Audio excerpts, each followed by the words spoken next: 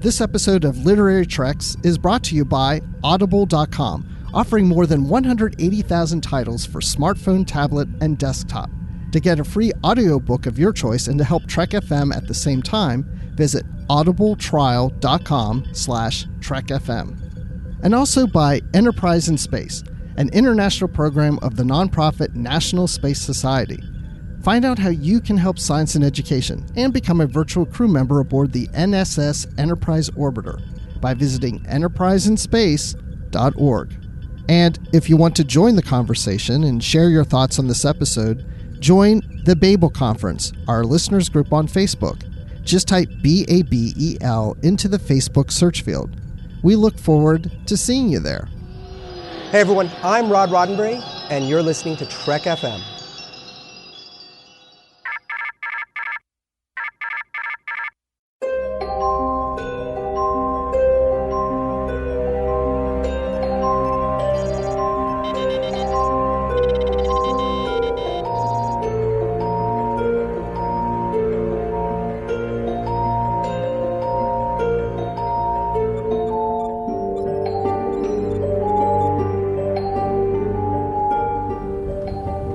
Are you taking all these books? I thought I'd take some light reading, in case I got bored. Yes, you've got it. It's another episode of Literary Treks. It's episode number 302. Can you believe it? 302 episodes of Literary Treks. We're not even scratching the surface of all the Star Trek novels and comics that are out there after 302 episodes. But this is your official Star Trek books and comics podcast here on the Trek FM network. I'm Bruce Gibson.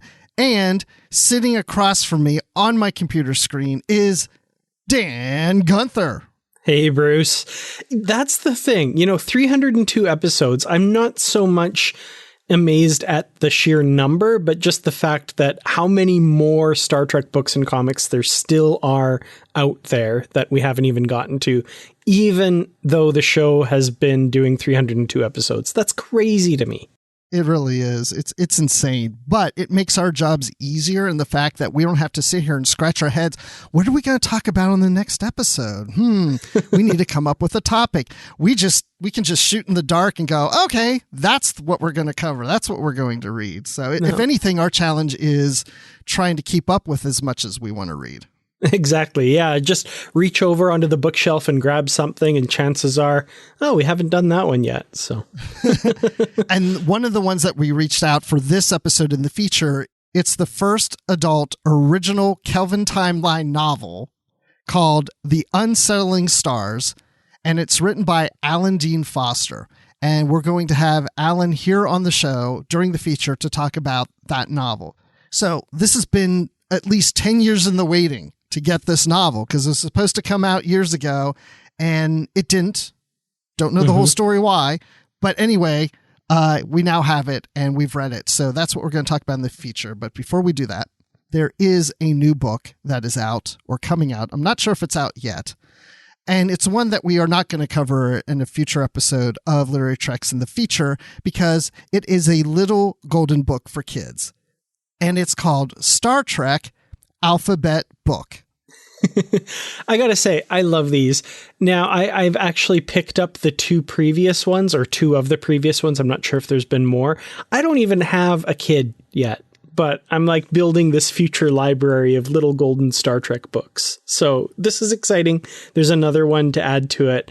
And yeah, this cover reveal is pretty cool. Yeah, and this was tweeted out by Ethan Beavers on Twitter. And of course, if he's tweeting it out, it's on Twitter, right?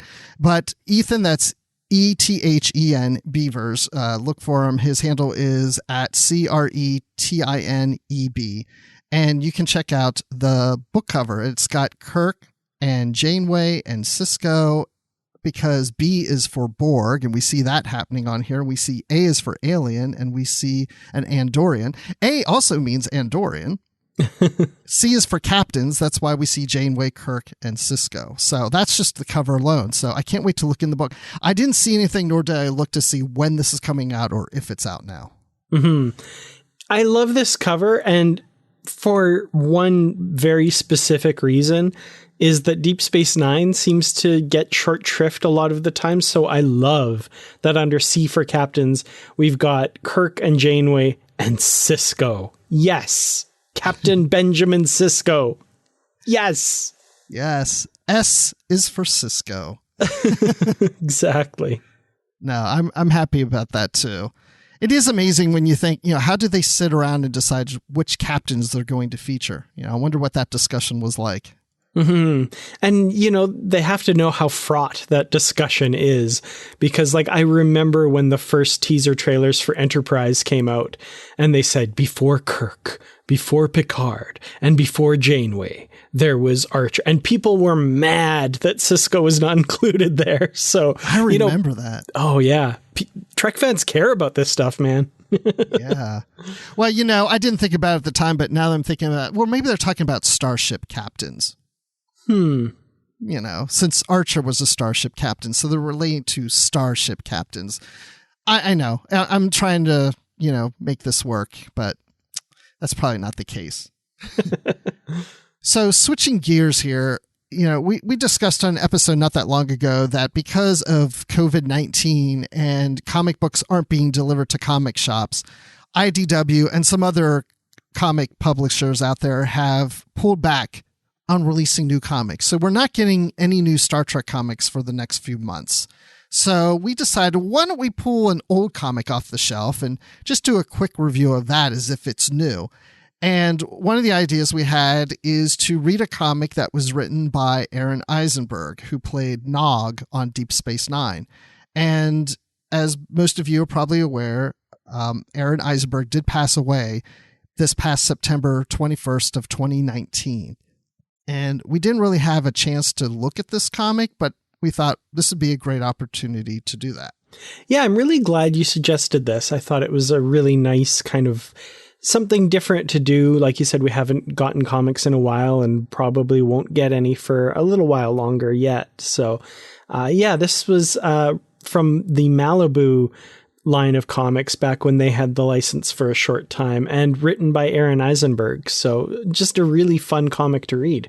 Yeah, and there's a little article in the back of the article about Aron because he co-wrote this with Mark Paniccia, and Mark is a comic writer, and the two of them were talking at a Star Trek convention, and Aron said, why aren't there more comics featuring Nog? And so they decided to team up and write this comic that is a Nog comic. And it's called The Rules of Diplomacy. So to start off with this, we have, and by the way, if no one's ever read this, we're going into the full thing. So spoiler alert. How's that? So just want to make you aware of that. But so Nog is not yet in Starfleet, and he is interested in Starfleet, and he has expressed that interest to Sisko before this issue came out. So this takes place, in the third season, I would say? Actually, very specifically in between the third and fourth seasons.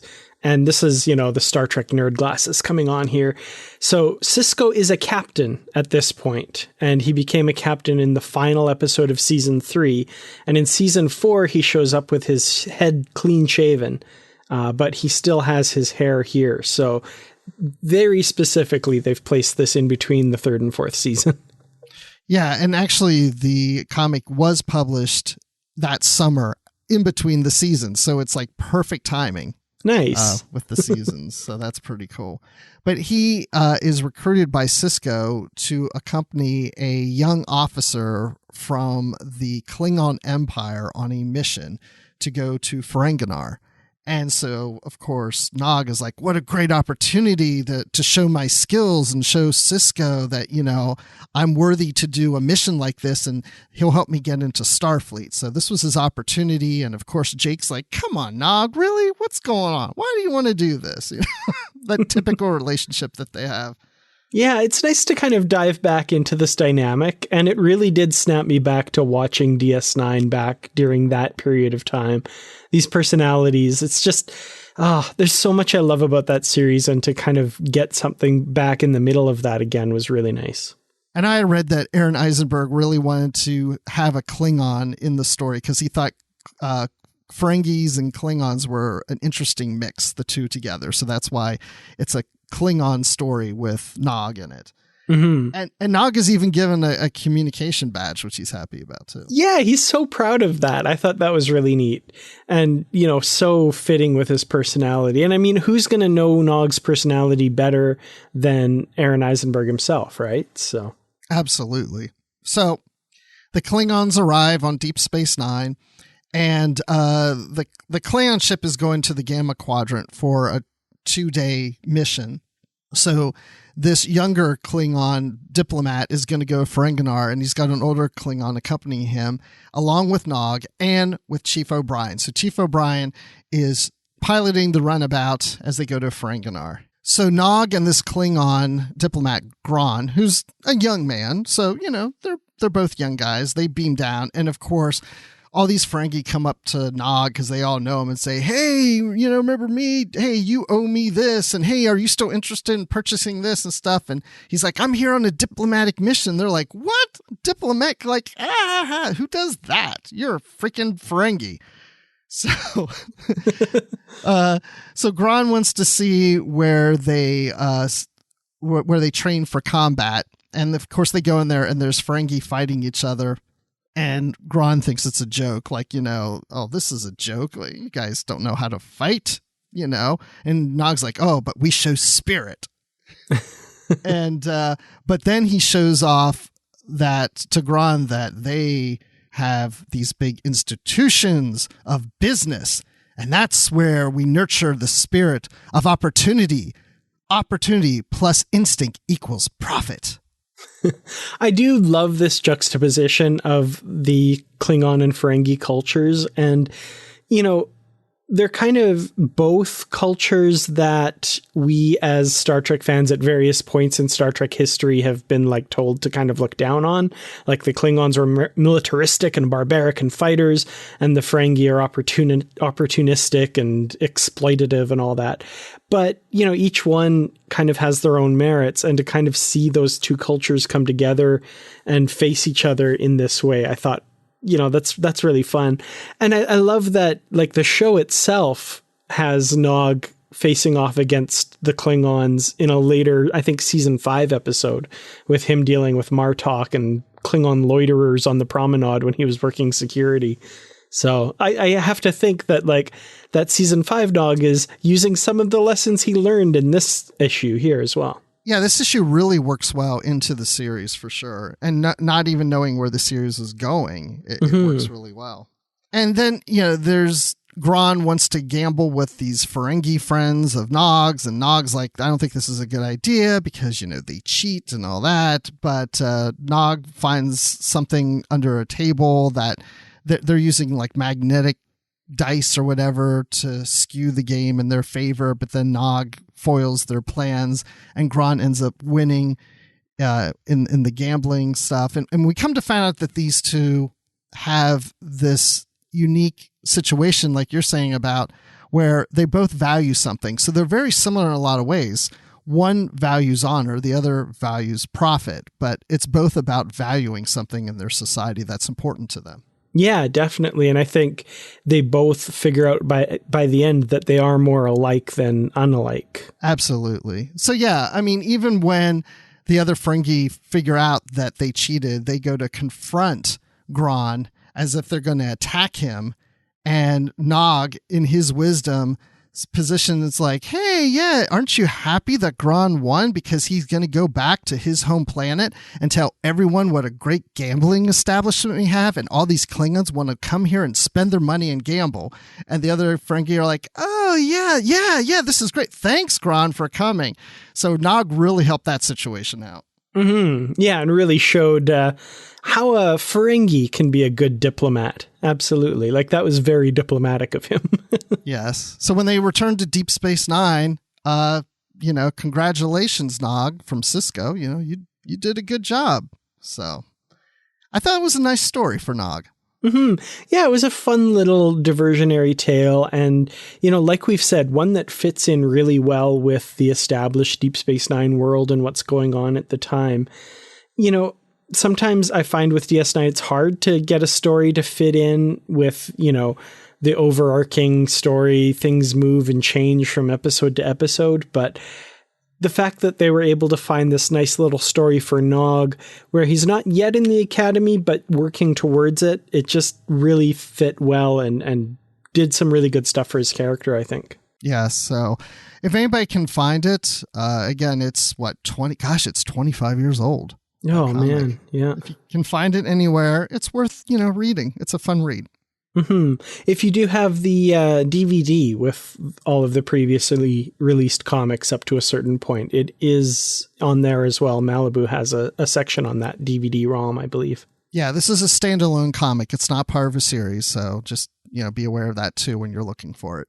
So anyway, let's hear what people are saying on Facebook in the Babel Conference about our last episode 301, where we talked about the novel 7 of 9, the Star Trek Voyager novel that came out back in the day. And this episode was called A Song of Sixpence, which, I've been meaning to look into really what is the origins of that song.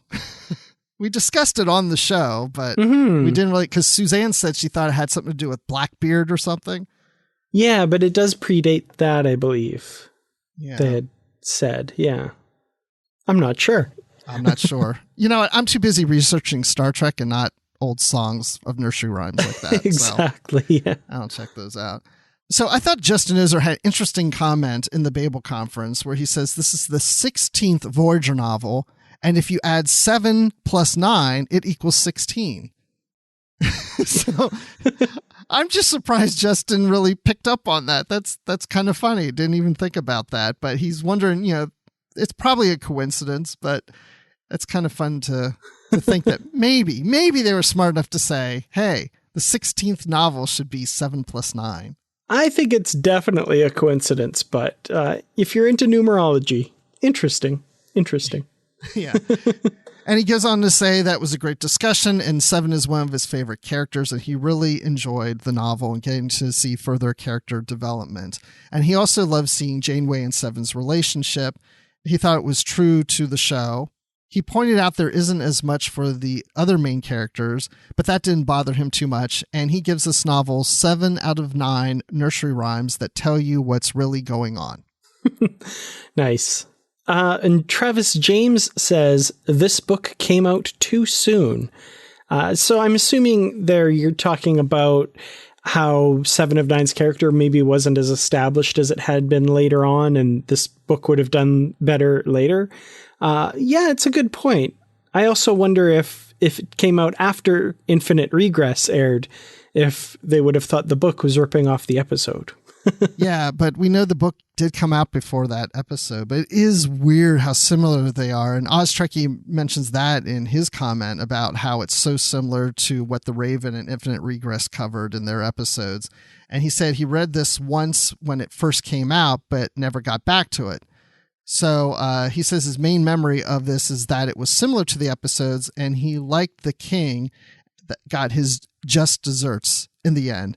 And that's something that doesn't happen all that often in the Star Trek universe. So thanks all for your comments. I'm glad you enjoyed that episode, and sounds like everybody enjoyed the novel too. Yeah, it seems that way. It was fun to revisit one of the older Voyager novels, and I think it was a really fun discussion. So thank you all for your comments. And you know what? I have a feeling we have another fun discussion coming up with Alan Dean Foster. So here's the feature to talk about the Unsettling Stars, the first adult original Kelvin Timeline novel. Okay, so let the fun begin. I'm so excited because I have been waiting years and years and years for this novel. And it's only appropriate that we talk about the Unsettling Stars, the Star Trek novel, and the Kelvin Timeline with the author himself, Alan Dean Foster. How are you doing? Doing just fine, and it's the Unsettling Stars. What did I say? The Settling Stars? Settling Stars. Oh, I'm so unsettled about this. It's quite all right. Writing it and waiting 10 years for it to come out was an unsettling experience, but we'll get into that. Exactly. That's one of the things I wanted to talk about, because you did write the novelizations for the Star Trek 09 movie, and you did Star Trek Into Darkness. And then between those, or closer to the time of Star Trek 09, you wrote this book. So it's been a decade or more.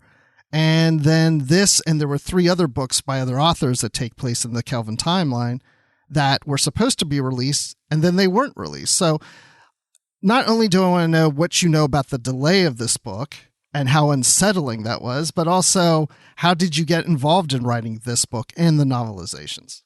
Well, the novelizations just came along the way novelizations usually come this direction. I think J.J. Abrams knew my work from other novelizations and maybe original work, and of course the first Star Trek movie. Anyway, the request went to my agency, would I do the novelization of this reboot of Star Trek? And I said, sure. And I did. And then on the basis of that, they asked me to do Star Trek Into Darkness.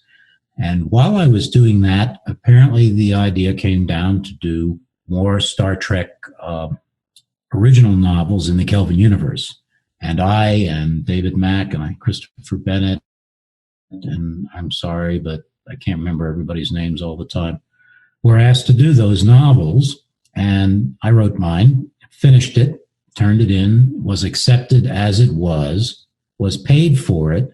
And then, as I understand it, and I think this is already out there in the cyber world, people at CBS and or Paramount NBC and or Paramount decided that they didn't want any subsidiary material set in the Kelvin universe because it might conflict with something that JJ wanted to do in the future with the Kelvin universe.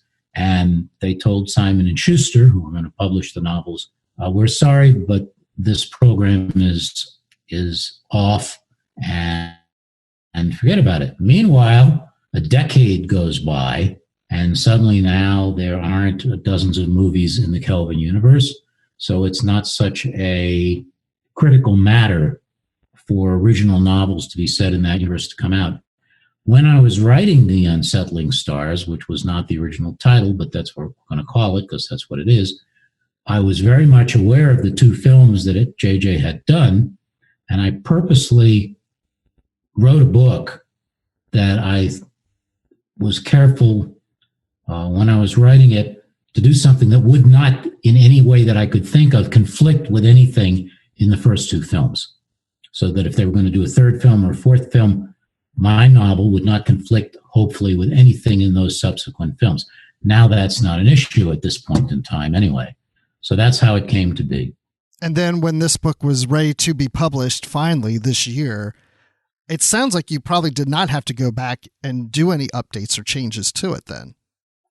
No, the book is as written 10 years ago, with the exception of some things in the ending, because I had written something that I thought was a clever twist, and it conflicted with existing Star Trek material, including existing material in the Kelvin universe. And editorially, it was decided that they simply couldn't, that they didn't want to do that. So there were some changes made, and, nothing that affects the body of the book.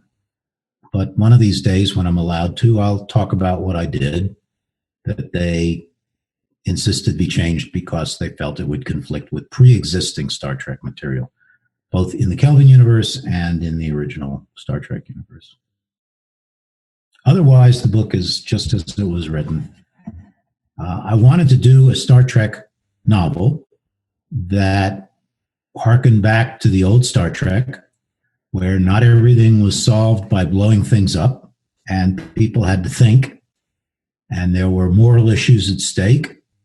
Not that things don't blow up in the story, they do, but that was not the thrust of the book nor the solution to the problem in the book, and that I was able to do. Excellent.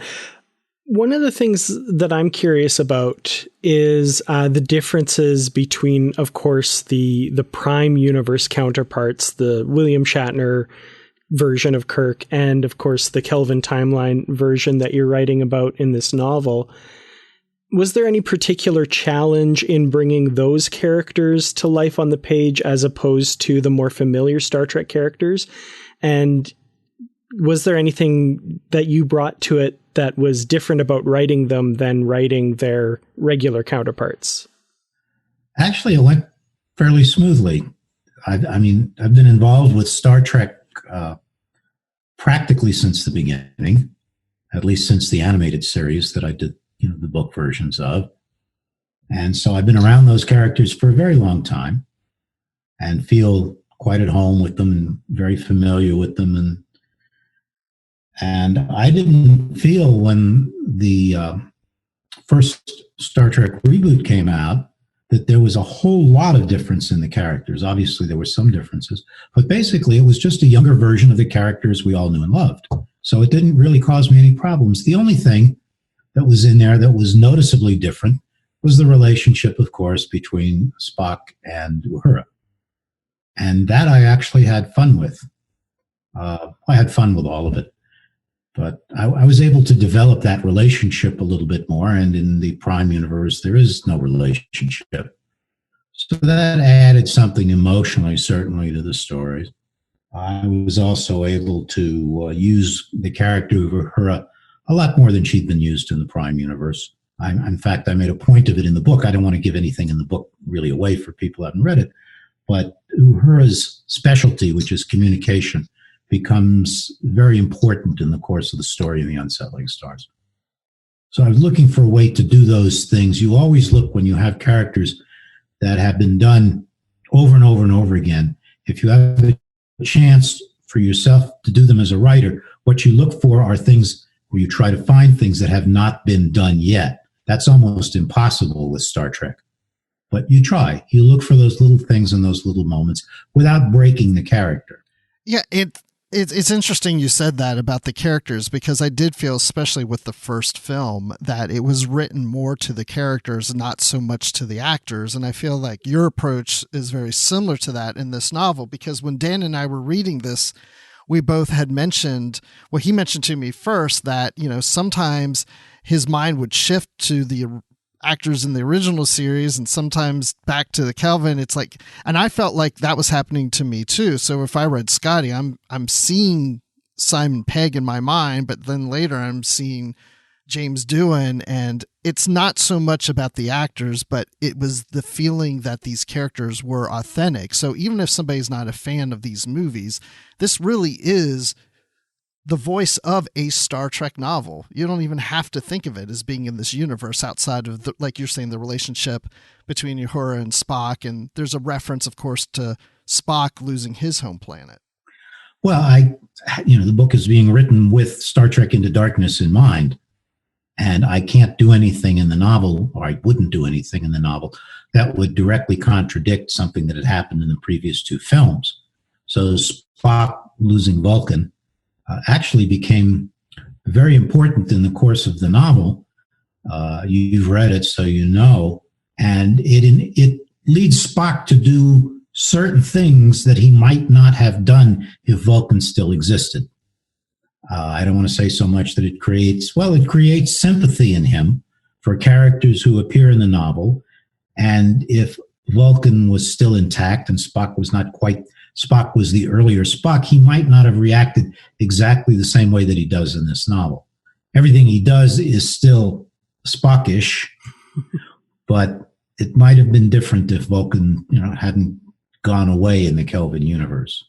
Yeah, I really enjoyed that aspect of the novel. It's kind of an almost sympathy or compassion he has for people in this book because of their situation, due to the situation that he's come through. And he does refer to his species, the Vulcans, as a refugee species a number of times, which kind of drove that point home for me, kind of the realization, that would hugely affect his outlook and how he approaches situations like this.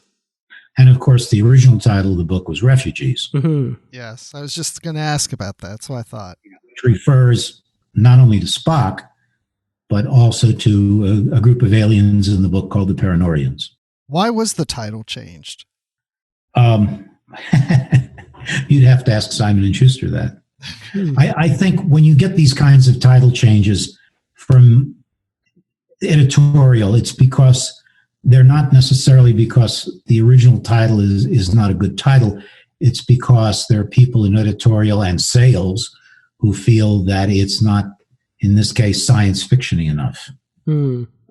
So they might be afraid there might be somebody who's in charge of sales for Northern Canada, as a for instance, who feels that people would see the title and think it might have something to do with Africa or Europe. And people would miss the fact that it's a science fiction novel and a Star Trek novel.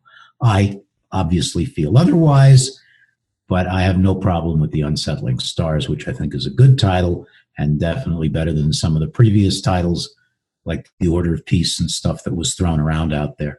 So I'm content with the Unsettling Stars. Okay, well, I'm glad you're not unsettled by that title, and I'm glad I now getting the title right when I refer to it as the Unsettling Stars.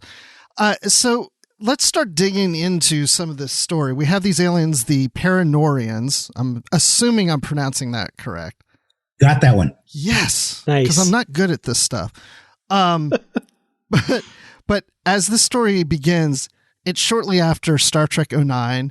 The crew is still green, no pun intended towards Spock, and they elect to then help the Perenoreans find a planet. They're being attacked, and the Enterprise comes in and saves them and tries to help them find a planet because, like you're saying, they're refugees, and they're not going to make it all the way to the new home world that they're seeking. So the Enterprise crew is going to help them and takes them to the I want to say SiBor. That's good. Okay, that worked. We'll go with that. 2 for 2.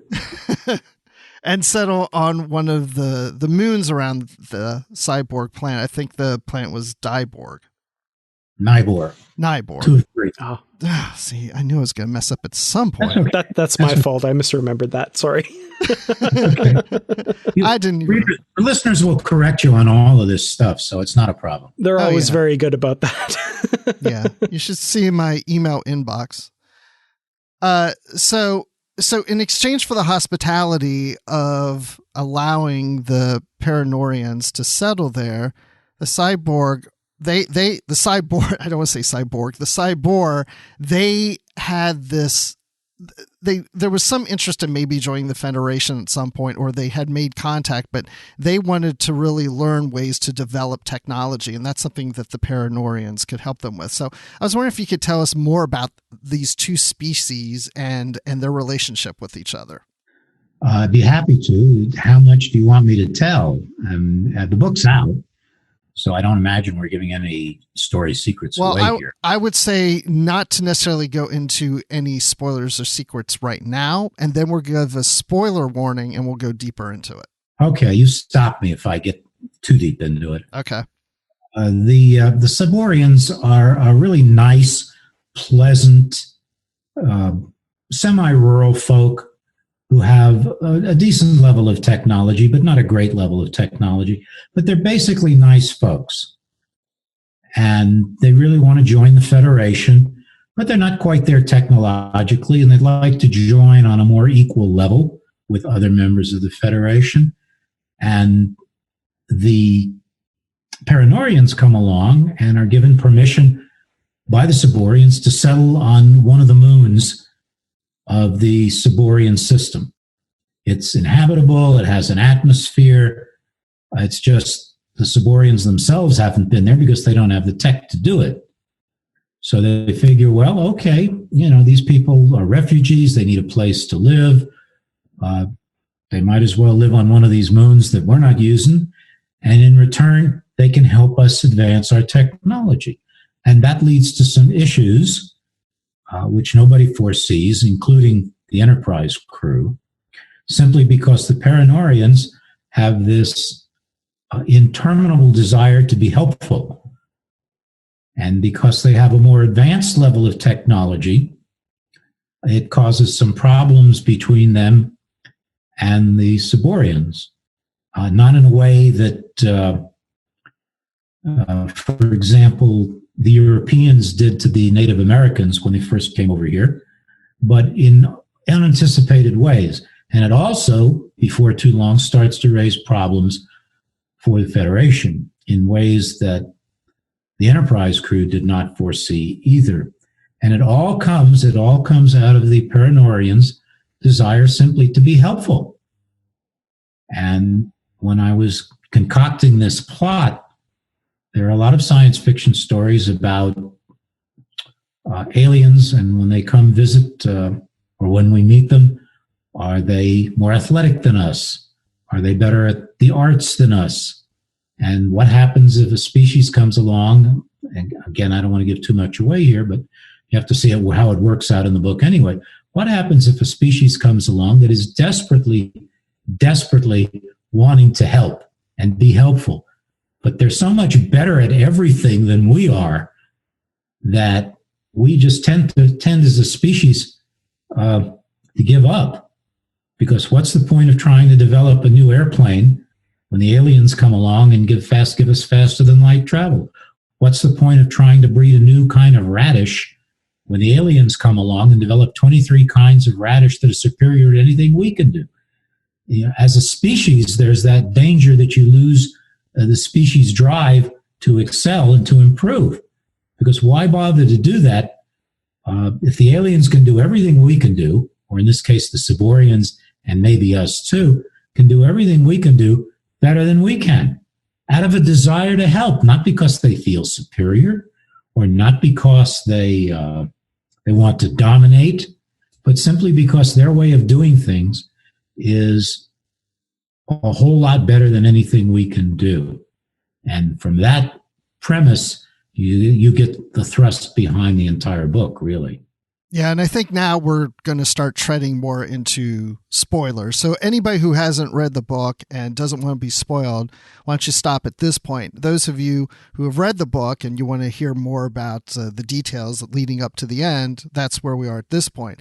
And, you know, when I was reading this about the Perenoreans, in the beginning, I thought, okay, these are probably going to be the bad guys. They're not as innocent as they're coming across. And as the novel continues to go on, the more I started to think they're not really coming across as being like the villain of the book or that they're bad. They're just different. And I love the fact, I was hoping it didn't develop into, oh yeah, they have an alternative motive and they're trying to destroy something, you know, there's some hidden secret we don't know about that they're trying. And I was really hoping you wouldn't go, and you didn't. I love the fact that it was just more of, we're just different and they're innocent. They're just so freaking helpful. Remind me of some people that I know where I'm just like, okay, I don't need your help anymore. I've got this. Believe me, trust me. And it's almost like that. It's like a trust issue. And what happens is if you run into somebody like that, the entire human species goes and lies down on the couch, puts on weight, drinks beer, and watches TV all day because there's no point doing anything else. Absolutely, right. And that's what the SiBorians are dealing with. It's like, not only are they getting this technology, they don't even know how to maintain it going forward.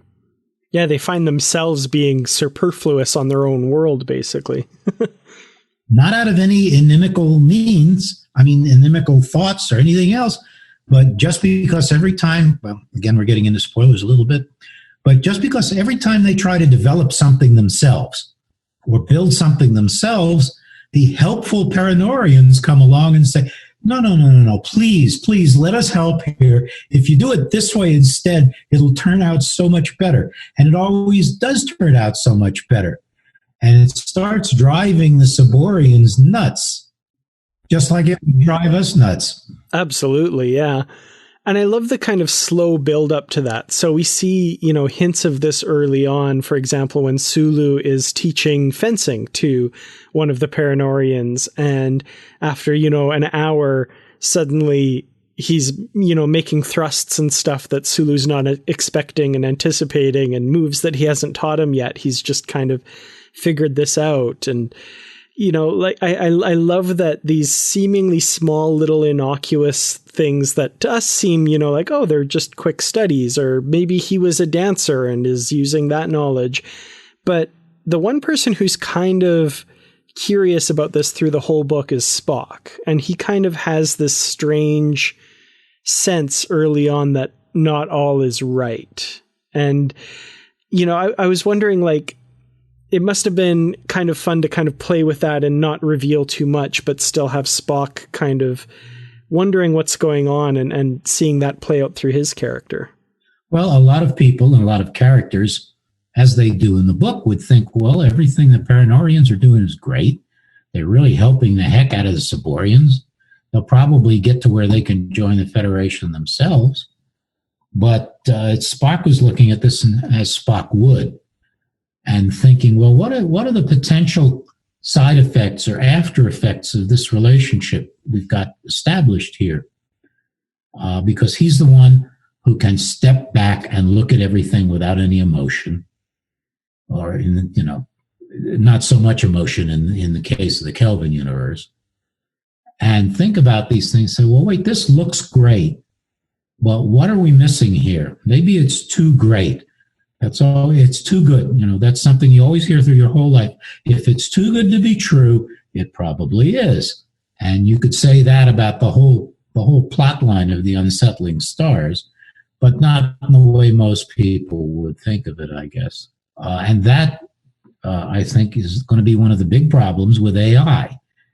It's not that Skynet's going to come down here and want to, kill all humans, but it's that, what if Skynet or something comes along and says, well, look, this is a better way to do this, and this is a better way to do that. And suddenly everything that we do or try to do in our lives to improve ourselves and make ourselves better becomes irrelevant. What happens to us as a species if everything we strive for isn't worth striving for anymore? And that includes art as well. What happens if AI comes along and writes a better Star Trek novel than anybody can, and everybody agrees it's a better Star Trek novel? Where does that leave the writers of Star Trek novels or Star Trek movies? And this is something we haven't thought through. Everybody is so concerned about AI destroying the human species. What if AI just wants to do what we like it to do, supposedly, which is make everything better? In other words, AI becomes mommy. Can we shake that off? Can we survive mommy? And I'm not naming an AI in my next book mommy. That's just too obvious. Yeah, it's when you're talking about that, it's making me think about everything becomes perfect. Like you're saying, if every Star Trek novel was terrific, I don't want every Star Trek novel to be perfect because it gets boring, right? What would you do for podcasts? What would fans argue about or discuss? There's nothing, this works fine. This works fine. This character's great. This character's great. The very first novel I attempted, this first story I had published, was published in Analog. And John W. Campbell bought the story. And so when I started my first novel, I sent him the manuscript. When I finished the manuscript, he sent it back.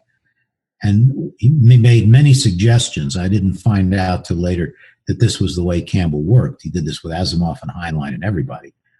But one of the suggestions he made, this is the Tar I'm Krang, my first novel that I'm talking about. He said, your hero is too powerful. He said, if your hero is too powerful, then nobody will be sympathetic towards him. That's why Superman has to have kryptonite. And what he was referring to was if your hero has no flaws, then you have no drama, you have nothing really to write about. And it was something I've never forgotten.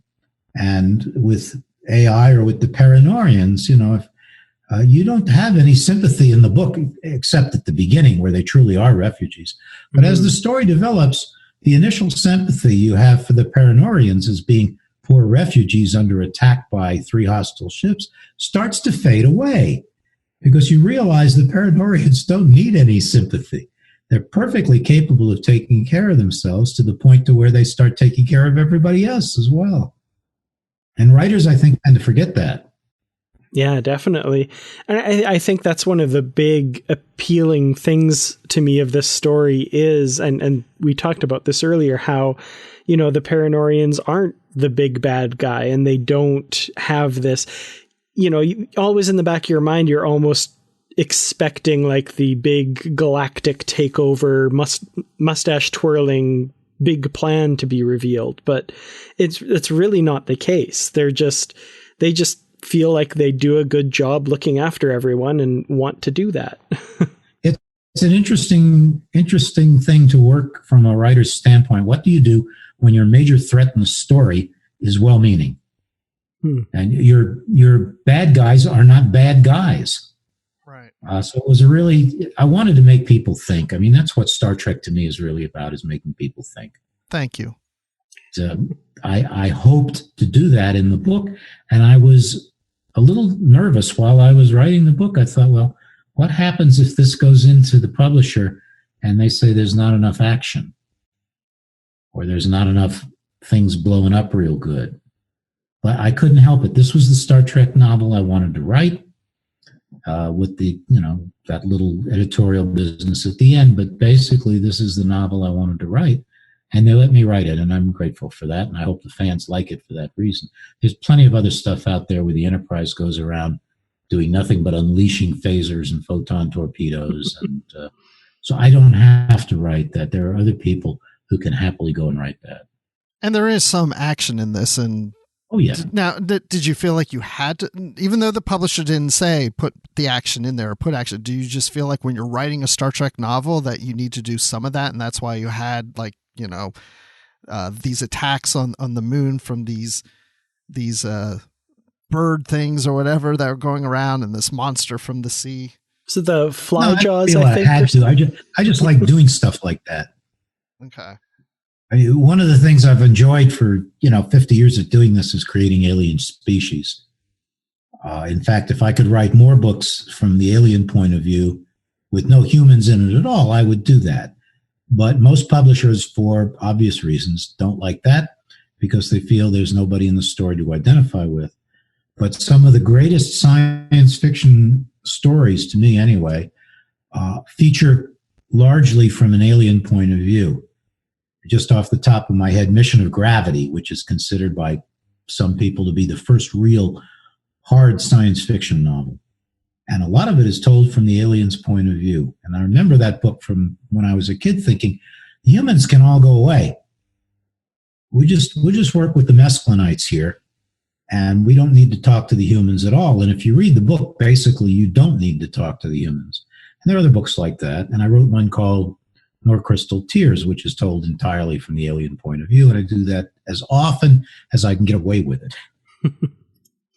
Well, and that joy definitely comes through in this book, reading the kind of the rich descriptions of the Perenoreans and the SiBorians as well. I love that, they're not just another humanoid race with a few bumps on their forehead, because, in a novel, they don't have to be that. You're not limited to a television budget. You can kind of do what you want. And I love the descriptions of these aliens and how truly alien they are, but still, relatable on a personal level and, sympathetic in some ways and not as sympathetic in others intentionally, of course. Well, first of all, that's the thing that always bothered me about TV Star Trek. But as you say, it was a question of budget and more primitive special effects. They simply, with very few exceptions, couldn't do really aliens. The other thing is, and this is always an ongoing problem when you're writing science fiction, is if your aliens are too alien, then the people who are reading the story can't identify with them at all. So it's a real balancing act. You want your aliens to be, as you say, truly alien, but at the same time, you have to have some way of identifying with them. Otherwise, you might as well just write X's and O's for their dialogue and describe them any way you like and not try to justify their actions.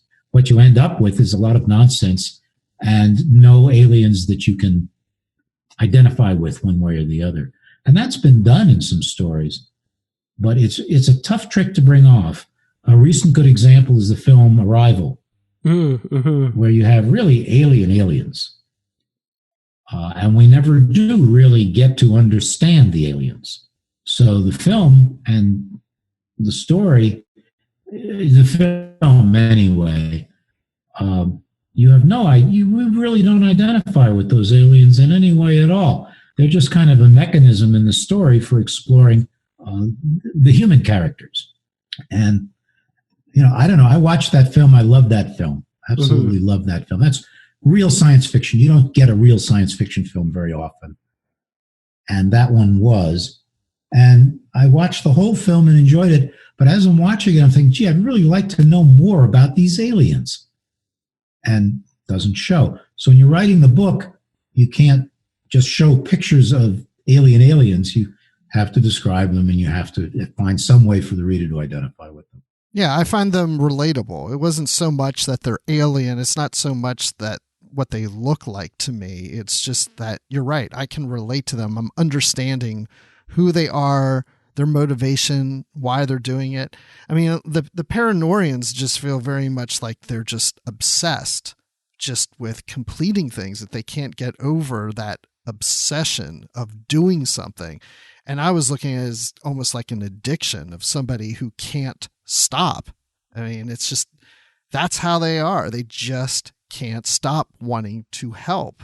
It's just in their nature. Well, see, that's interesting. We would describe that as an addiction, but the Perenoreans wouldn't. They say this is just normal. And that's where you have that wonderful dichotomy between how humans would look at something and how aliens would look at something. And anytime I can bring that off even a little bit in a book, that really pleases me. And that's how somebody who's addicted sometimes is too. They don't acknowledge that they have an addiction. They just think what they're doing is normal and they're in control. That's right. You would have, well, we do have people like that. My wife thinks I'm like that in a lot of ways, where if you start something, and no matter how difficult it is or how insignificant it is, you have to see it through to its conclusion. Where sometimes the most logical, reasonable thing to do, I'm thinking Spock here, would be to say, look, that is an excessive waste of your time and effort and brain power. You'd be much better off to go do this thing instead. For sure. One of the things we definitely wanted to talk about, just because we have this rare opportunity to talk with you in particular, is kind of more about your long history with Star Trek. So going all the way back to the Star Trek logs in the 70s, the novelizations of the animated series, and your story credit on Star Trek: The Motion Picture. Given your long history with the franchise, I wanted to ask how you feel about the direction that Star Trek's moving in now, and if you have any plans or desire for yourself to take part in any future novels or projects in the Star Trek universe. Well, as far as the direction, again, that's another difficult balancing act. You want to try and do something new, but at the same time, you don't want to alienate the legions of fans and children of fans and grandchildren of fans who have become so familiar with the Star Trek universe and the main characters in Star Trek. Other franchises have not solved this problem really well. I could name one in particular, but I'm sure everybody knows what I'm talking about.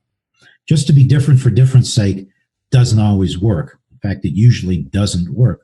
So you want to do something new, you want to do something different, but you don't want everybody to say, that's not the Star Trek that I know and love, and they go off and start watching the Troll movie or something. That's one thing. As far as myself personally, I've worked, as you know, in different universes in addition to my own original work, and I'm perfectly happy to go back to Star Trek. Books are easy in that respect if the studio and the publisher give you enough freedom to do something like the Unsettling Stars, barring the little changing at the end. If they don't, then it's no fun. Then they might go hire somebody else. I've done that. I don't want to sit around with a committee and write a book by committee.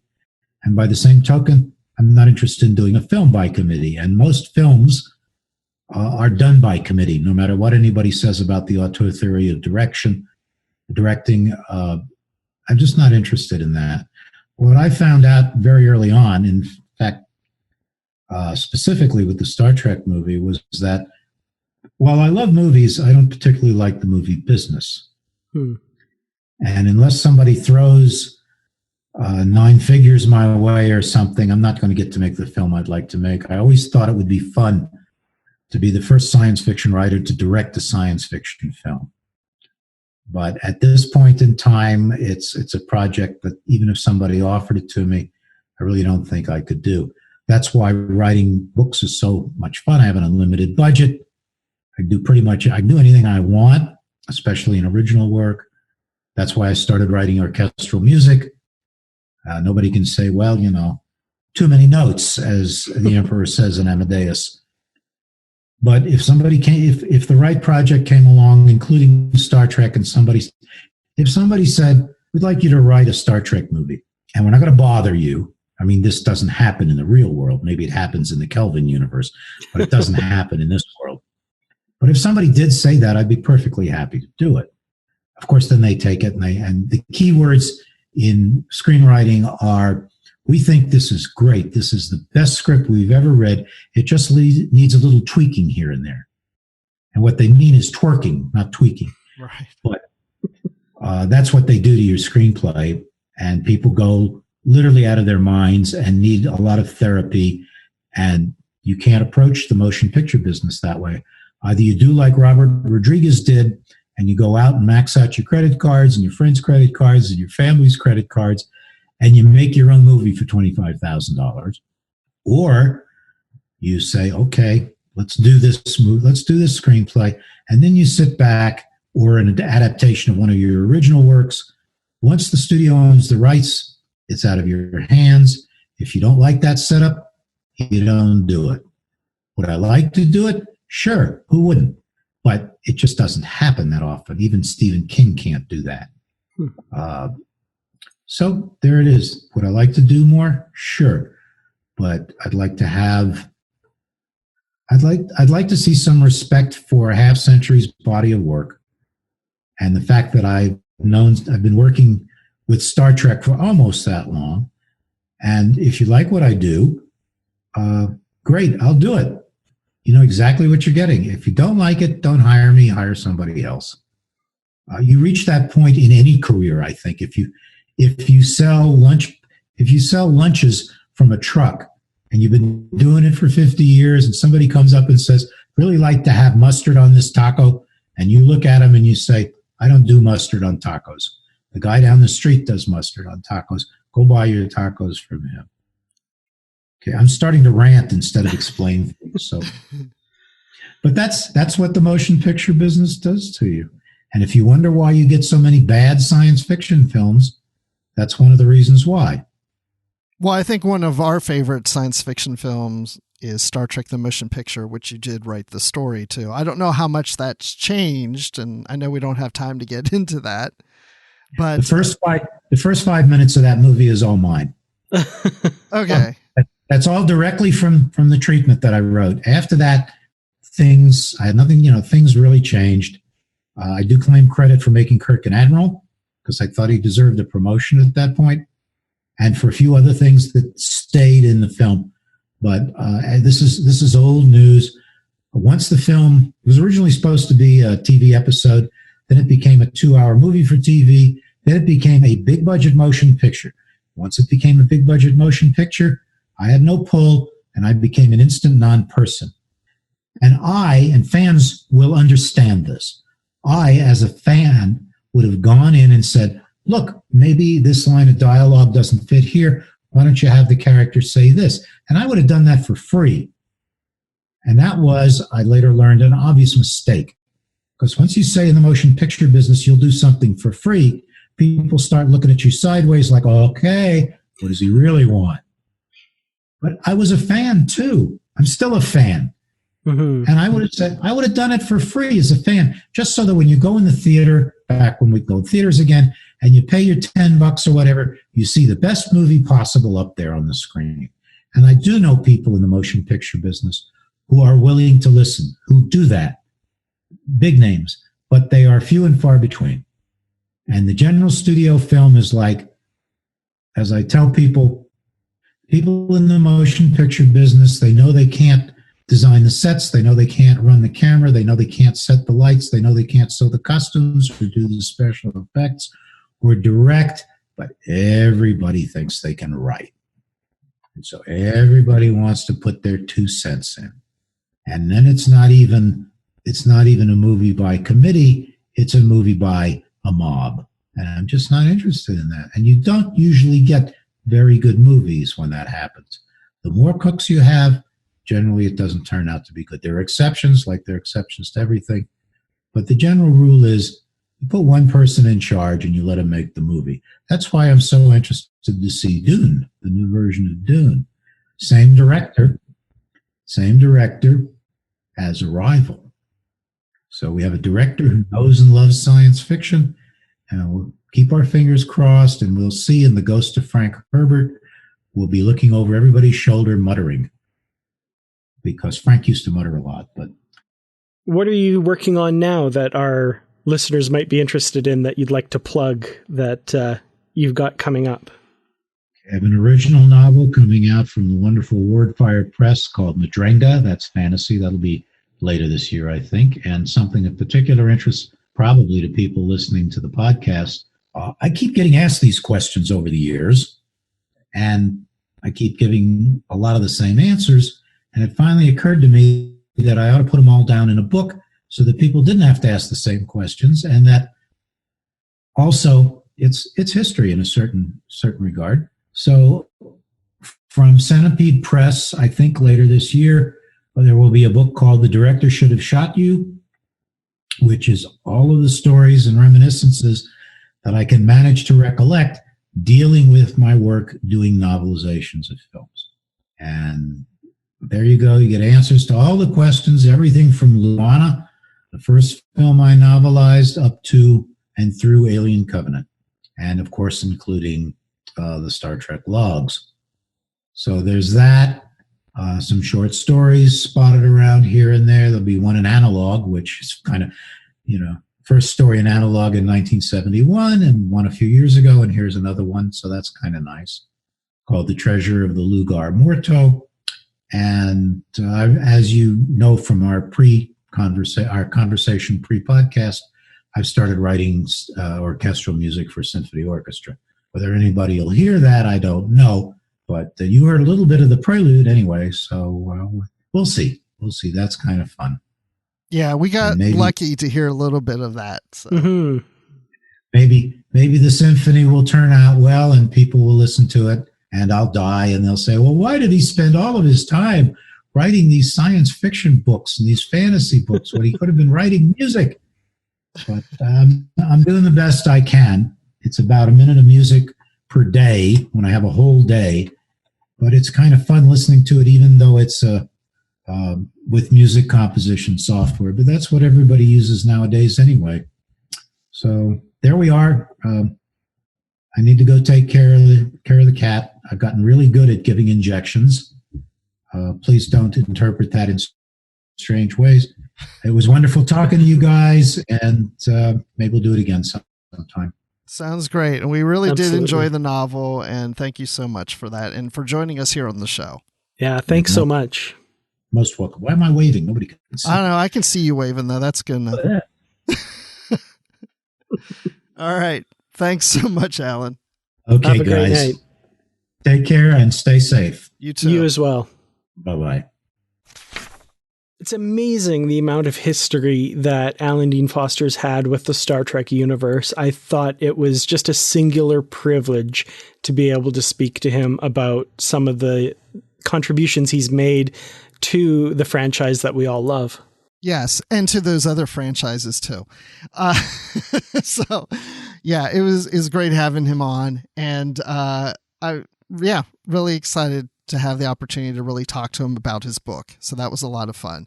But, it's fun talking about Alan Dean Foster and his many franchises that he's contributed to, but it's not the only thing that we've been discussing on the network. So here's a quick look at some of the other things you may have missed elsewhere on Trek FM. Previously on Trek.fm, The Orb. But of all the Section 31 that we're getting in New Trek, this feels the most legitimate. This feels like the Section 31 that we know from Deep Space Nine, and it doesn't feel like, we're just going back to the well again, because, even Ira said, I know they've used it in the movies, but we created this. Earl Grey. Still no clue. I'm going to kick myself when I get it. Yeah, tell us, Jim. Kirsten Dunst. Oh my gosh, of course. I hate the universe. Kirsten. My gosh, I knew that. What's wrong with us? The best Loaxana performance in all 7 seasons, in my opinion. Literary Treks. If this were an episode of Voyager, and I actually think this book would make an interesting episode of Voyager, and like we kind of hinted at, maybe it's very much like an episode of Voyager that we'll talk about. I don't think it would have been called 7 of 9, right? No, it would have to have like a one-word title to fit in with most of the other Voyager episodes, so you can't really remember which one it's about. Yeah, it would just be called 7. That's what it would be. To the journey! She did actually mean what she said back in the space just before they die. I don't know, I just kind of like it. It's just I'm going to tell you I love you just before I die. Not a minute sooner.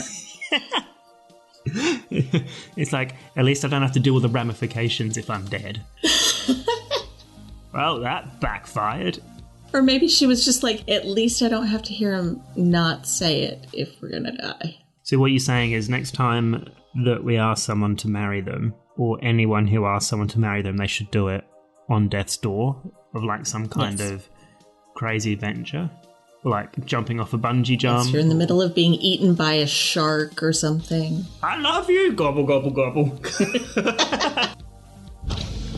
And that's what else is happening on Trek.fm. Check out all these shows and join the conversation about your favorite corner of the Star Trek universe and beyond. You'll find us wherever you get your podcasts.